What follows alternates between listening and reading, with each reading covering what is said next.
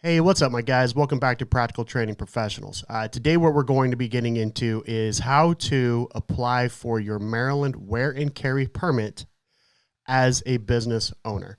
Now, before we get into that, I want to make something kind of clear for some of you people. Now, after selling a bunch of classes and teaching a bunch of classes and really holding people's hands through this entire process, one area where we get some pushback, not really pushback, one area where we get some questions, I should say, is people who haven't officially filed to be a business owner, meaning they haven't applied for an LLC or an S Corp, C Corp, or anything like that. They do not think that they're business owners in the state of Maryland. But let me assure you, if you work under a 1099, meaning that you are a barber or a realtor or a truck driver, be it long haul or cement truck driver, anything like that, where you get a W-9, 1099 agreement with a contractor, you are, for all intents and purposes in the state of Maryland, a business owner. Again, barbers, realtors, dump truck drivers, landscapers, maybe you're a roofer, a sales consultant, or something like that, where you subcontract yourself to a larger company. You being that subcontractor essentially makes you a business owner. And that's how you will apply for your Maryland wear and carry permit in the state of Maryland. And a couple of things, because I know words matter. In the state of Maryland, the application is called your Handgun Permit application, your HGP. The class that we offer and what most people refer to is the wear and carry permit training. And that is so that you could open or concealed carry. There is no difference. There is not a separate training for each in the state of Maryland. Oftentimes, maybe your friends or you've heard it on TV or a different state will call it by a different nomenclature, maybe your concealed carry permit or your CCW or different stuff like that. It all pretty much talks to the same thing in the state of Maryland. There are two terms that you will hear us use quite a bit. The first is wear and carry permit, and the second is your handgun permit application. All right, your HGP and your wear and carry. So before you sit down to start actually applying for the license, there are a few things that you need to make sure that you have. The first is training. The second is fingerprints. You'll also need passport style photo. You will have, you will need to come up with your reason for a request. And oftentimes that's called good and substantial reasoning. We'll get into that later. And then the last thing is your application fee. Okay. Now, I know that this could be a challenge, but I want you to be prepared as much as possible before you even sit down to start. Okay, there's some other stuff you're going to need. You will need 3 personal references. All right, now these are good character references. We'll get into that. But so what I want you to do is have all of this stuff together before you sit down and actually start to apply for your permit. All right, now with that, guys, we're going to get into it.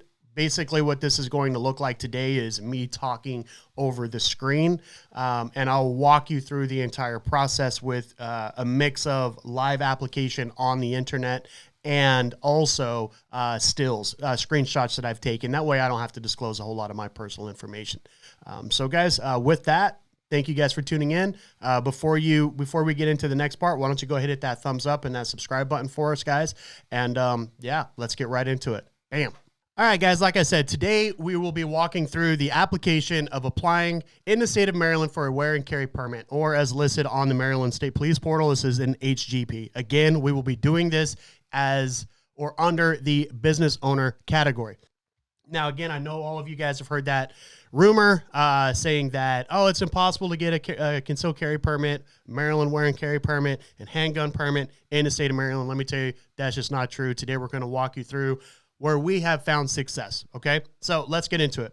First thing you want to do is head over here to this Maryland State Police licensing portal.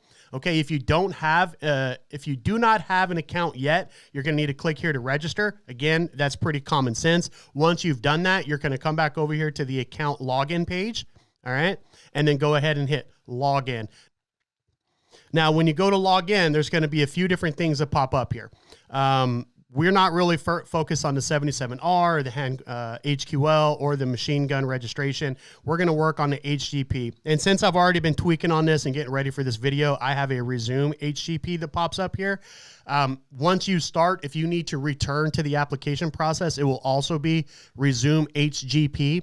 But for the purposes of this video, I'm assuming that you haven't applied yet, and that's why you're here. You're going to go ahead and use the Start HGP button. So once you click Start HGP, now don't hate me for this, but I got to blow this bad boy up, because when you click that, there's going to be a lot of personal information that pops up. And since I'm already in the system, a lot of my information is going to pre-pop up. So what I did was I just went ahead and created another tab over here, bam, and you can't see it. But what's really important here is this live scan. So you'll see all this information up here. You're going to want to fill that stuff in. It's personal. You don't need to see mine. I don't need to see yours. Fill it in the best you can. But what's important here for you and I to go over today is this.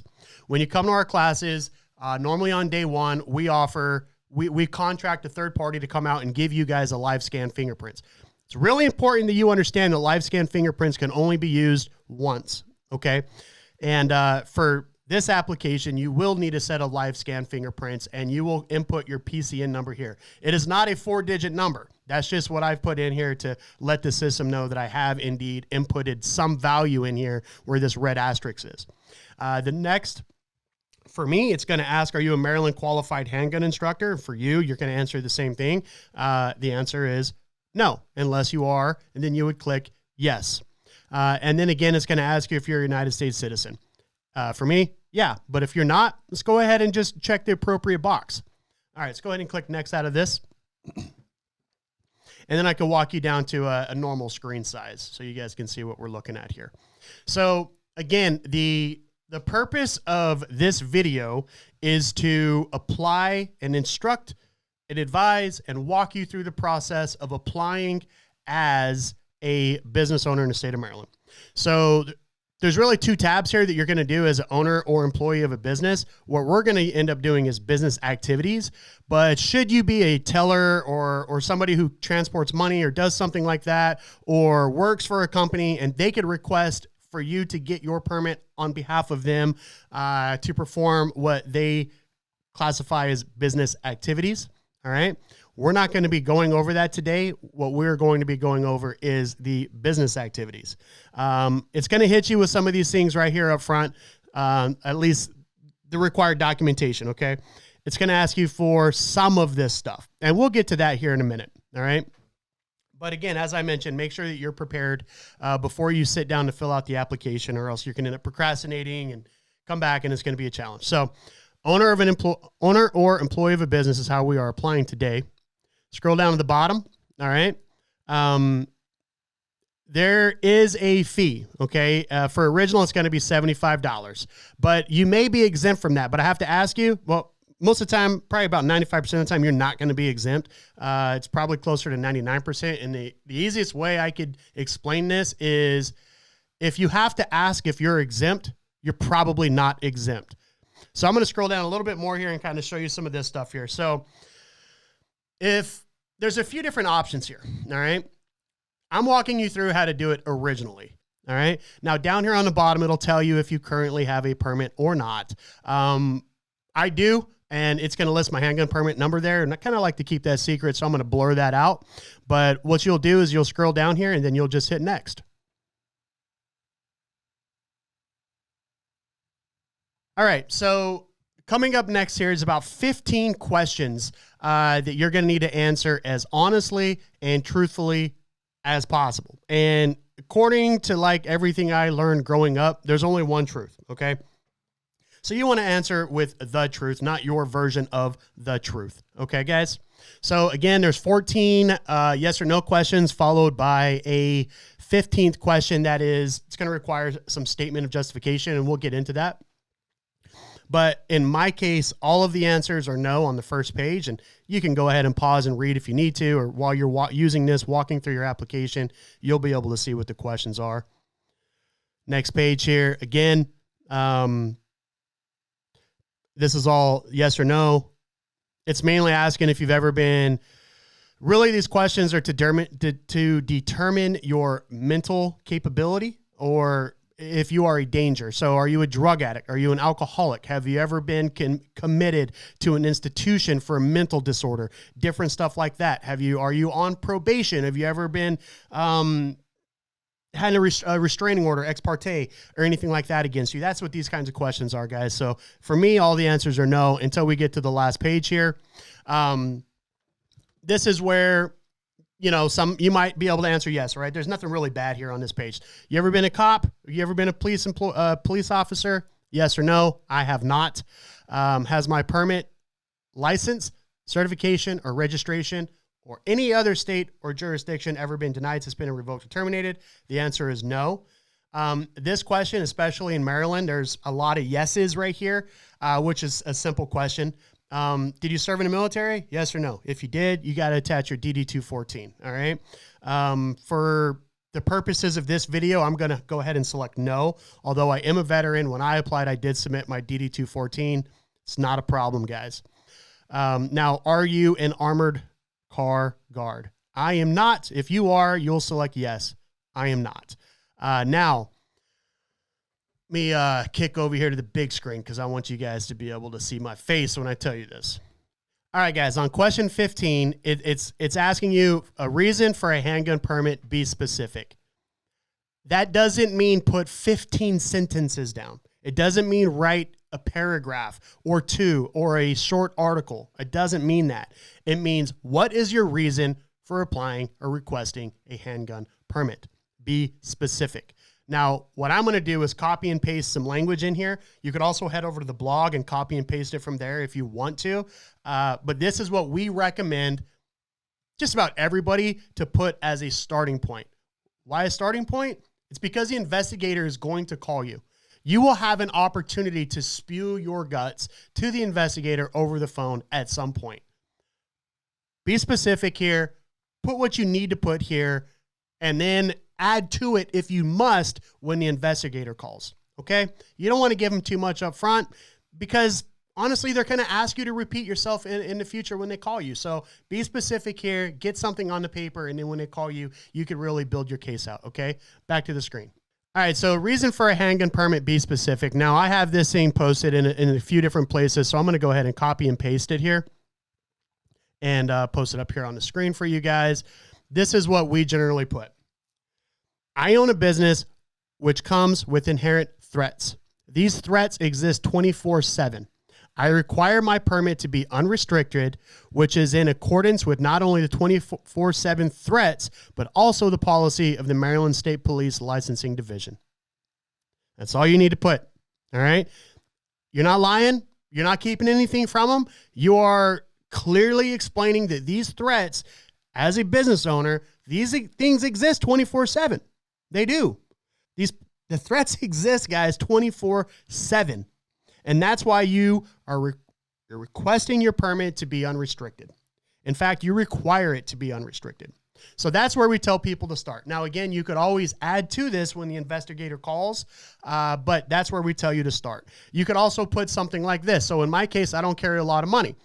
I find myself in dangerous areas at all hours of the night with expensive equipment, right?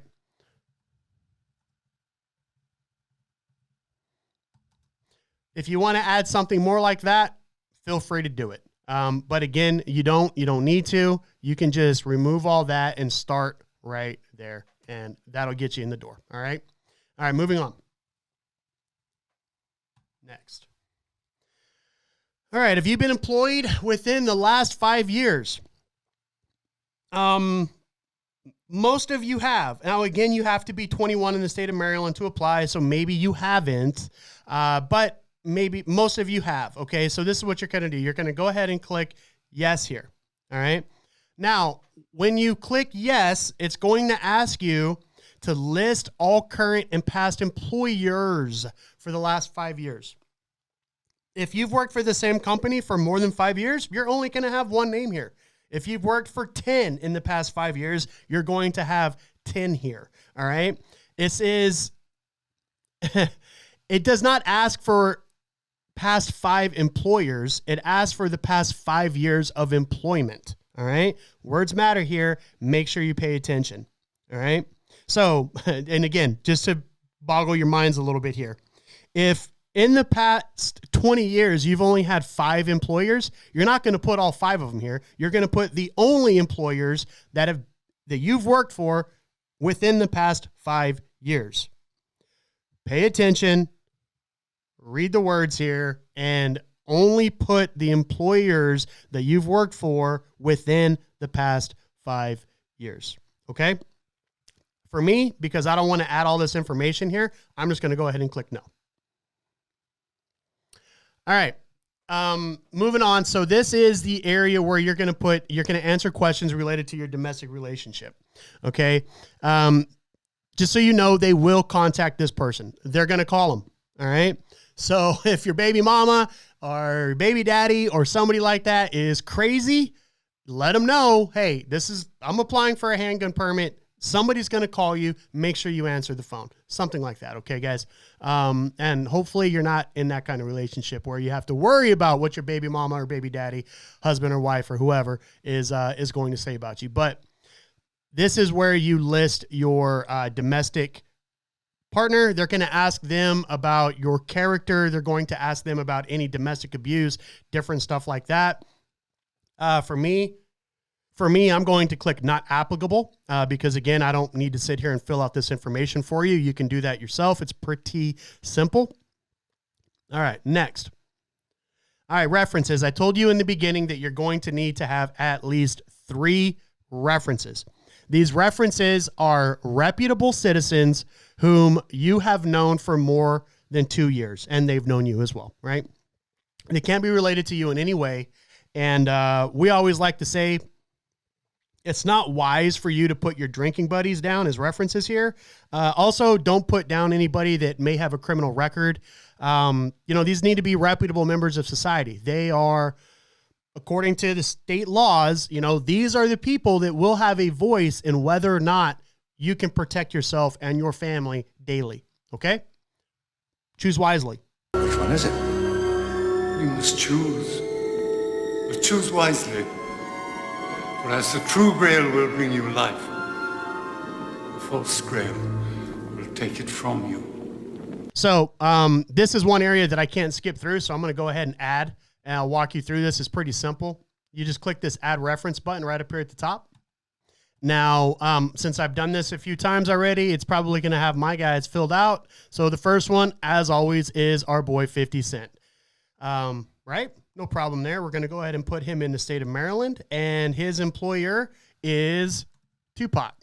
Why not? Now, his cell phone number is a simple one: 123-321-1234. And that should be all we need here. Again, you want to pay attention to where the asterisks are. Okay. And that should be all you need here. So we'll go ahead and save our first reference. Does not have an email. That's fine. Add another. Our next one's going to be Tupac. He's our boy. Oh, Great Moles. I don't know where that place is. Let's go ahead and put Great Mills in there. And the state of Maryland. Add a phone number for him. He's got the same phone number. What do you know? And he works for 50 Cent. And then we'll add our third reference here. And of course, he's the best. It's Biggie Smalls. He lives in L-Town up here with me, also in the state of Maryland. And he's actually has the exact same phone number too. What do you know? So that should be all you need there, guys. Sorry, I know that was pretty boring and I just clicked through it pretty quickly, but I don't know who your friends are. These are mine, right? All the good guys. So that's what we put in there. Moving on. Next up is where you're going to upload your documents. Now, there's a few things here that you need to pay attention to. The first is your passport style photos. All right. Now, there's a few ways you can do this. You can do it yourself. We have a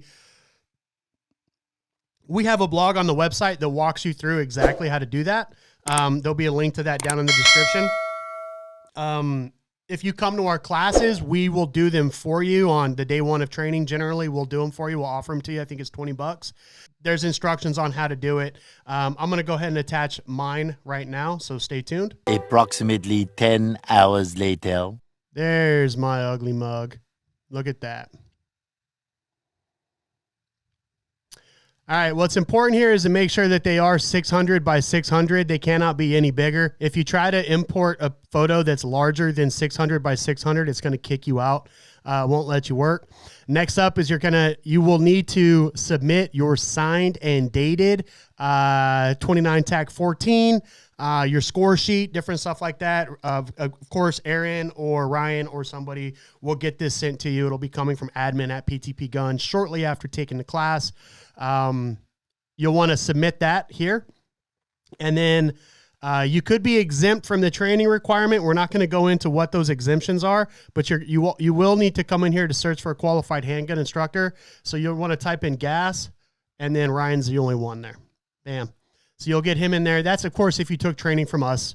If you took it someplace different, then you'll need to put their QHIC number in there. We'll go ahead and attach the document here.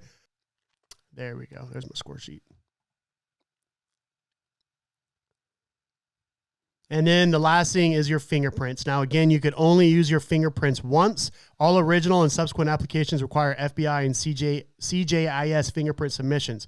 Please attach a copy of your line scan fingerprint receipt, and you will get that on the day of whenever you come to us. So which one? We'll use my live scan here. There you go. All right, so now we're talking about... All right, now we're going to get into what that good and substantial reason is, all right? So we touched on that on question 15 earlier, which is why you need to carry, like what your justification is. But now, since you applied as a business owner, now they need to know, okay, this guy really is, no kidding, a business owner. So they're going to ask you for some documentation here. They're going to ask you for proof of existence of your business and also proof of business organizational activity. Okay. So let's bounce back over here real quick. All right. Since we're applying as a business owner throughout this entire process, this is where you have to, I guess, prove to them that you are in fact a business. And you're not just some Joe Schmo that says, yeah, I own a business, blah, blah, this and that. And you're wasting people's time, because when they start to investigate you, they're going to find out that you lied, and that's not going to be a good look. So here's where you will submit proof of existence of being a business owner, and secondly, proof of business activity. So we're going to go ahead and bounce back over here real quick, and then we'll get into what that exactly looks like, okay? All right, so the proof of business existence, okay, this is where you will provide the documents needed. You can upload 3 months of bank statements, all right, which is easier, or 10 receipts from purchases made and 6 bank deposits receipts. Okay. This is better, especially for those wanting a little bit of privacy from the nosy MSP staff. Okay. It's not bad. So what the receipts do is it doesn't really show them how much money you actually have coming in and out. So if you're pulling in millions of dollars and you don't really want that information out there to anybody, a few business receipts is going to help get you there. Some bank deposits receipts, stuff like that. And again, less is more here. Submit the minimum, and then if they ask for more, you could always give that to them. Okay. But the first thing here is a proof of business existence. This would be like a 1099 or, again, it all kind of goes in here. Your business license can go here. So for me, it was a business license, anything like that. All right. All of that stuff can go in here. I'm going to go ahead and attach mine. So I actually do have a business license. So we'll go ahead and and again, they're not really looking at this, so I'll just go ahead and put that there. And then the second one is provide documentation of business activities. All right. 10 receipts, different stuff like that. And I want to tell you that you can redact. Now, what that means is let me get some eye contact with you guys so you guys can see what I'm talking about here. All right. What does redact mean? Redact is like whenever you look at all those government documents and they've got like that black highlighter through everything so you can't see what's underneath it, that's redacting. So if you don't have a business bank account and all of your money is coming in and out of your private bank account, you don't really need to disclose all of that to the Maryland State Police. So what you can do is take a printout of your bank statement, Chase, Navy Federal, Bank of America, something like that. And you could take a black marker and redact everything that is not important to the business activities. For instance, they don't need to see that you bought diapers. But if you own a landscaping company, they likely need to see that you bought a lot of, weed whacker wire, or you bought a new lawnmower, or you bought QuickBooks, or you bought a new computer. For me in digital marketing and digital media, did I buy new cameras or new lights or new microphones or a new computer or something like that, right? So if you could redact everything off of those bank statements except things relevant to your business, all right? And that's a way that you could remain or hold some semblance of privacy with separating, for lack of a better term, church and state, or your private life from your professional life. So please feel free, print out your bank statements, redact anything that doesn't really matter, that's not imperative or important to the business, and then submit those up as your justifying documents.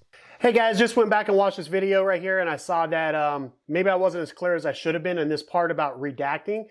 Listen, if you are a business owner and you use your personal financing account, be it checking account or savings account, to do your business with, and you are using those documents to substantiate your business claim that you are a business owner, or that you practice as a business owner for all intents and purposes, you could redact anything that you don't want the Maryland State Police to see. So you could redact things about your business. Maybe you don't want them to see specific clients that you have, or for instance, in our line of work, sometimes we train people that are in private schools, or maybe they work for companies that aren't necessarily gun friendly, or maybe it's just some shit that the Maryland State Police just don't need to see. You are entitled to redact whatever you want. Again, this is about giving them what they need, not what they want. Okay? So feel free to go crazy with that black marker, and again, give them the minimum. If they ask for more, you could always go back and provide more. But once it's submitted, it's out there. All right? So let's get back to it. Bam. So like I said, this is where you want to put your stuff down. For me, it was pretty simple, guys. I do all of my transactions through PayPal. The investigator that I worked with wasn't really familiar with PayPal or online, transactions like that without actually having a deposit slip. So I just pulled down the last 3 months of my PayPal business account and it submitted that, and that worked for them. So I'll go ahead and load that up. We'll just do, July monthly sales. All right. Next, please. So this is the summary. If you make it to this step and you do not have green check marks all the way through, then you probably did something wrong and you'll need to go back and amend, okay? But if everything was uploaded and inputted accurately, you will have all quote unquote complete indicators on the application summary page, okay? If not, go through, double check everything for completeness. And then when you're ready, you're going to go ahead and click, next here. All right. At this point, you're just declaring that everything in here is true. You haven't lied. You're not trying to hide anything. You want to go ahead and click I, Michael Bell, or I, whoever your name is, agree to the authorized release of information. This is because they will be investigating you. Okay. And you're going to sign and date it. Once you do that, once you sign and date it, it's going to take you to the pay and submit to Maryland State Police. Now, I'm not going to do that. I'm not running this application. It used to be that you had to actually print out a cashier's check and mail it to them. You don't do that anymore. Now everything's done online. So it's really simple to just pay for it online. And then once you do that, your application is at that point submitted. Okay. So once you hit the submit button there, now again, I'm just going to go ahead and close out of this. All right, so once you have hit submit, shortly thereafter, you will go ahead and get an email that looks just like this. So keep an eye out for anything from msp.licensing@maryland.gov. This is the one that says your application has been submitted for review. Pay attention, guys, because you will be getting a series of emails from the Maryland State Police throughout the process. That's the first one you will get, okay? The second one is this one. Your application has been accepted. Okay. So it's been reviews, and the status has changed from, to, application accepted. Now it is awaiting an assignment to a background investigator based on the order in which it was received. Okay. Now keep in mind throughout this entire process, guys, that they have 90 days once you hit submit, before disposition is granted. So you will get another email shortly thereafter, and maybe you will, maybe you won't, but you'll get another email. I got another email shortly thereafter that looked like this. My next one looked just like this. It said it had been reassigned to a new investigator, and that was Miss Hook. She was a very sweet lady, and walked me through the entire, she was good. I have nothing bad to say about Miss Hook. So you'll get an email that says this, and then after that email, you will end up getting a phone call. Your references will get phone calls, different stuff like that. And then eventually the day will come where you will receive this email right here. So eventually what you guys will get is an email like this. It'll tell you what your final disposition is. What a disposition is: either you've been approved or disapproved. Okay. Now it's super simple. You'll go ahead and you'll click this link. Bam. You'll click log in. Again, we'll log in here. It's nothing on this front page. You want to go ahead to continue to dashboard. All right, that's my 77R. What we need is a handgun permit applications. And here you go. It'll take you to this page. So had you done everything right and you met all of the requirements for the state of Maryland to, wear and carry a permit and have been approved for your handgun permit, it'll tell you right here. It'll say status approved, or it will say disapproved. Now, if it says disapproved or rejected or anything like that, you'll have days to request an informal review right here. Now, for me, I've had mine for a bit. So it'll say 0 days remaining to request informal review for me. But what's cool here, even outside of approved, now this screenshot right here does not mean that you can start carrying a gun. You have to wait. Carrying a firearm, a handgun in the state of Maryland. You have to wait till you get your actual permit in the mail. Now you'll go ahead and click here to see your, to print your application or to view restrictions. Okay. Now I'm not going to click mine because some personal information and all that comes up. But what I did do is I took a screen grab of it. So let me see if I could pull that up for you guys. That is right here. All right, you scroll to the very last page of that when you click print application, you scroll all the way to the very end, okay? The very last page, and it'll be this page right here, okay? It'll tell you what the date of your application was, and then the date of, disposition and all that stuff, and it'll tell you if it's approved or disapproved here, and then it'll tell you what your restrictions are, okay? Hey guys, jumping back into the video right here. Just want to put it out there. If you apply as a business owner in the state of Maryland for your handgun permit or your Maryland wear and carry permit, as we've said here, they kind of go hand in hand. We could say with almost 100% certainty that you will not have restrictions on your license. So take that for what it's worth, guys, and let's get right back into it. Bam. If you make it that far and everything has checked out perfectly for you, the investigator has called your references. The investigator has called your spouse if you have one. You submitted all your documents correctly. The investigator will call you. If you need to submit anything extra, they're going to let you know along the way. You filed your application properly. You paid your $75 fee to exercise your right. You got your fingerprints done. You got the training certificate. You did all of that stuff right, guys, and you applied, and for some reason, they still rejected you. You're right. That's a fifth floor problem. Not in my house. For some reason, they still rejected you. You could always repeal. You could always ask for an informal review, and you could take that up all the way. you can take it up pretty high, guys, to get that done.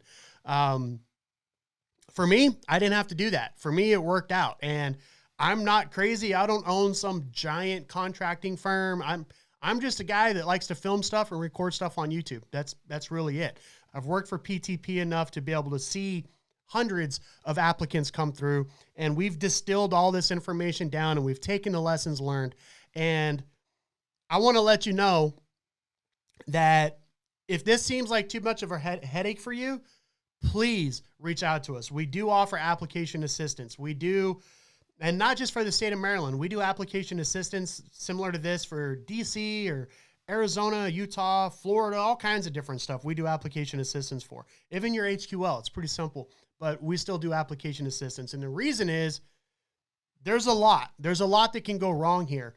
There's a lot of you put the wrong answer or you forgot something, and you just need somebody that has done this a few times to walk you through the process. That's what we're here for, guys. So if you made it this far and you say, man, this is a little outside my swim lane, I don't really feel like doing this, go ahead, head over to the website. In fact, I'm just going to show you how to do it right now. So what you'll do is you'll head right over here to PTPGun.com. It's that simple. You can't, I mean, by now you already know where you're at. Go ahead and click services, go down to application assistance, and you can kind of do a la carte here. Application submission assistance, that's not really what you want. What you want here is a premium application assistance. This is what's going to get you everything. This adds on to our one-stop shop. All right. That gets you everything: Maryland, Virginia, Utah, Arizona carry, plus your Maryland HQL. And that's obviously for Maryland residents only. All right. Now you could also do, just want to show you this as well. Application submission assistance.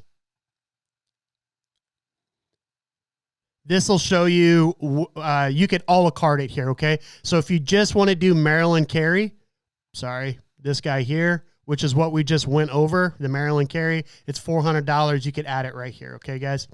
So again, this isn't for everybody, but honestly, it's not that expensive, all right? We hold your hand through the entire process. Essentially what happens is we send you a Google Docs form and you answer some questions. Then you come meet with our admin team and basically provide some John Hancocks. We take care of the rest. It really is a red carpet treatment, guys. So if you find value in what we're doing here also, please do us a favor, hit that thumbs up button and hit that subscribe button, guys. Help us to continue to grow this channel so we can put quality information out here like this to more people and possibly help more people be able to exercise their right here in the state of Maryland and abroad. And when you come out to class, let them know Mike sent you. So with that, guys, as always, train, defend, prevail. We're out.